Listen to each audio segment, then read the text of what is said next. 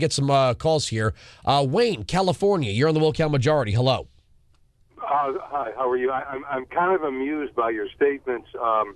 We are right, they are wrong. I guess that effectively does away with any honest dissent. Is that correct? Well, no. Of what power am I exercising to stifle dissent in this country? Well, I mean, you're certainly not being open-minded when you say we're right, they're wrong. That's the end of the story. But that's not why I call. I think your screener probably told you. I called because I'm somewhat interested in the fact that neither you or any of your brethren, Mr. Hannity or Beck or Levine, who are very jingoistic, very passionate about their patriotism, about the country, none of you have ever served one day in the military. I don't know why. So one's patriotism is solely predicated on their service in the United States military? Is that a statement or a question? It's a question. Well, that was my question as to why none of you ever served in the military. I'm not assigning anything to it other than a question. Well, we have a volunteer force, do we not? Yeah. Is it a choice to serve that some people make and other people don't?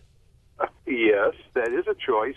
People who passionately believe in this country, as I did, I'm a combat veteran, they enlisted in the service. One can do this in the National Guard, in the reserves, or the regular Army, and serve their country in whatever form. As you're talking about stifling dissent, which I'm not, I have not prevented anybody from disagreeing with me on this program. I have the, last time I checked, First Amendment right to say we're right, they're wrong, end of story. I still give out the telephone number for people to call up and disagree with me and freely disagree with me. They can, if they hate the program so much, they can stand in front of Sirius XM with a picket sign, and I would guard their right to do so to the best of my civilian abilities. But if you're talking about, well, hold on a second, Wayne. You're saying that I'm stifling dissent in the same breath as you're saying that I pretty much have no right to speak about these things because I didn't serve as you did. Well, you can interpret the question any way you want. I simply may ask you the question or made a statement. Well, did your service, wait, let me ask you this. Was your service in this country to protect my right to do these things or to stop me from doing these things? My service in the country was because I believed in the United States, and at the time I served, But isn't the question, Mr. Wilkow? But isn't part of it? No, let me fit. You're going off my train of thought. Was your service to this country to protect my rights as an American? Are you through? Wayne, hold on a second. But you got to take the chip off your shoulder here. This is not me trying. Well, you do, because I'm just trying to clarify my attempt to clarify my position on the question is not to talk over. You can have all the time in the world, okay? What I'm asking you is, you're acting as if because I didn't serve, I am somehow a second-class citizen with no rights afforded to actual citizens. The last time I checked, the military was here to protect the rights of us, the citizens. Well, you can interpret the question any way you want. If you want to be defensive about it, that's your prerogative. I'm not being defensive, sir. I simply asked the question because you and the gentleman I've identified are very jingoistic. You speak in great flowery sentences about the Constitution protecting the American way of life. I'm paraphrasing. And I was just curious why none of you have ever served in the military. But what does one have? Are you saying that if I didn't serve, on one hand, we have people who say if you didn't go to law school, you can't talk about the Constitution. And if you didn't serve in the military, you can't talk about the Constitution. So who is allowed to talk about it? I didn't say you weren't allowed to talk about it. You've done everything except answer the question. Let me be more specific. I did not serve in the military. Wayne, this is not some hidden aspect of my personal biography. I never served in the military. Right. But when I hear you speaking about the American way of life and protecting the American way of life and the Constitution, the last gentleman you had on the phone, Mr. West, who I'm familiar with, also is a veteran as well. He spoke about our troops getting knocked around pretty bad in Afghanistan. But what he didn't say is, and what you didn't say is, the war in Afghanistan and in Iraq wasn't started under Obama. It was started by Republicans. And I agree with him. We are taking a knock there. We shouldn't have been there, and we shouldn't have been in Iraq. We would have had $3 trillion more in the coffers of the U.S. than we did. I only asked the question, food for thought.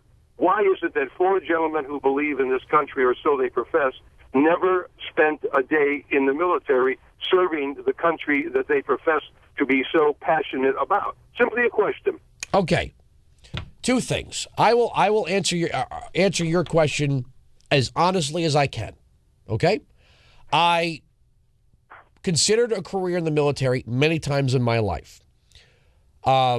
But I wanted to work in radio very, very badly. As a matter of fact, I didn't even know that I wanted to go to college.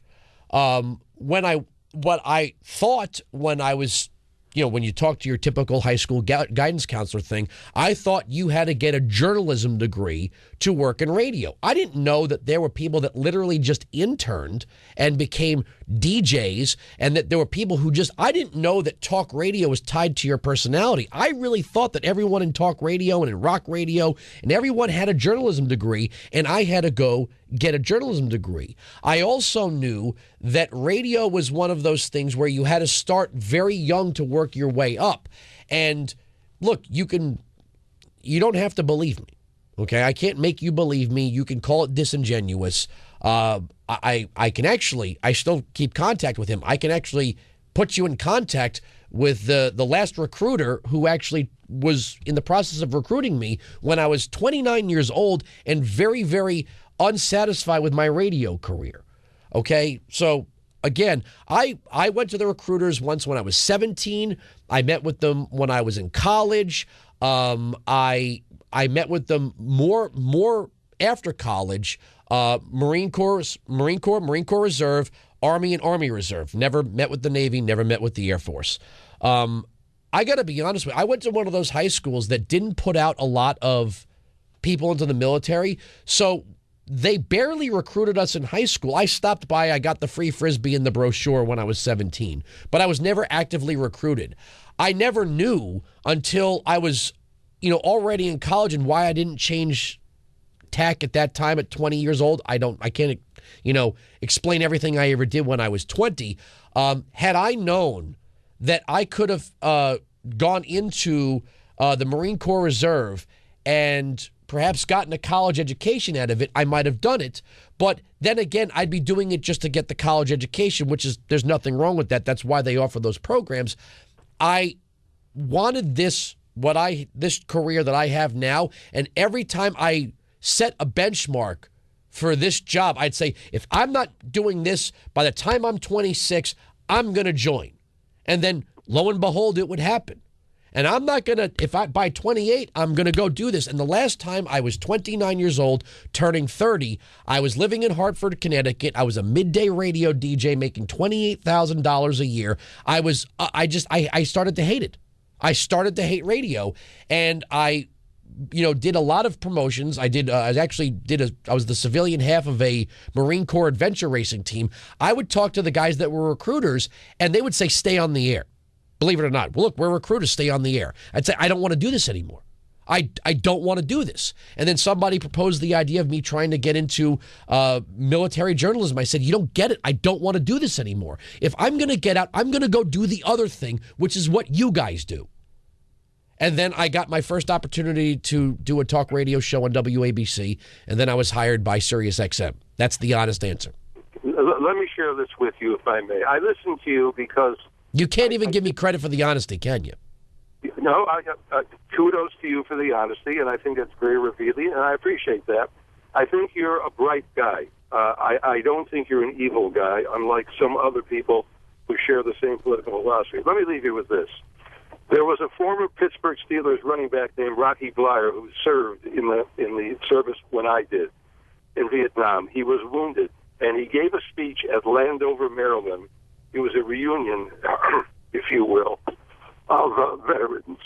And he said, and I'll never forget it, when he got hit, he said, the last thing I remember, as they were loading me on the medevac, pardon me, is that one of the soldiers who was helping him on board the chopper was a black soldier. And the reason I asked you the question, my friend, is because in a combat zone, in a foxhole, when you're in the middle of the things you don't want to be in the middle of. There is no Christian, Jewish, Muslim, black, white, red, young, or old. But when have you ever heard me talk? Let me just Okay, finish. okay. There are other GIs, and that, to me, is the essence of what this country is about. It's about people standing up for people irrespective of their color, race, creed, or religion. And what I'm hearing now in the political spectrum, mostly from the right, some from the left as well, is that this is a Christian nation, and we should all come together as a Christian nation. So I give you the snapshot I did, because in the heat of battle, which is what this country is in right now, we are all Americans, irrespective of our color, our creed, our religious philosophy. And that's what offends me about the right. But where are you hearing? You know what you're hearing, unfortunately? You're hearing what people are telling you about people like me. When have you ever heard me say anything racist on this program, sir? I'm excluding you. Or Christian, for that matter. I happen to be Jewish, and I know you are, and I exclude you from the mix. But you know... How do you know anything about my faith, sir? Because you're on Wikipedia, and you were a Sammy in Florida, and Sammys were, at least in my day, mostly members of the Jewish religion. Mostly. I got news for you. Not anymore. Perhaps you're not. Nonetheless, though, I'm not referring to you. But you know who I'm speaking about very well. No, I don't. You called initially with a complaint about me. Your initial statement was that I didn't serve, therefore it disqualified certain conversations I have on this program and statements I made on this program. Then you questioned me about my lack of service, which I answered you honestly. You have changed your statements here. No, sir, we don't. Hold on a second. As far as when you hear discussions of a Christian nation, nobody means that it's governed by Christianity, but numerically speaking, the largest, most practiced religion in the United States is Christianity. That has nothing to do with whether or not people practice Judaism or Hinduism or Buddhism or Islam. It's not like because this nation is largely Christian that Judaism isn't a welcome faith where Jews are free to practice their faith openly and in the public square. Unlike other parts of the world where Jews and Christians aren't free to practice their religion in the public square. So when you hear people say that, usually they're meaning the Judeo-Christian values that made this country what it is. Thank you for the theological lesson, but you're categorically wrong. I have heard many Republican candidates invoke Christianity as the end-all, be-all for this country's salvation. So maybe we don't listen to the same radio stations, TV, or read the same paper. Wayne, I can't answer for every person that you've heard. I can't answer for every candidate that you have a beef with. I can only answer for myself. I think I have done so. Thank you very much for the call. Thank you for your service to our country.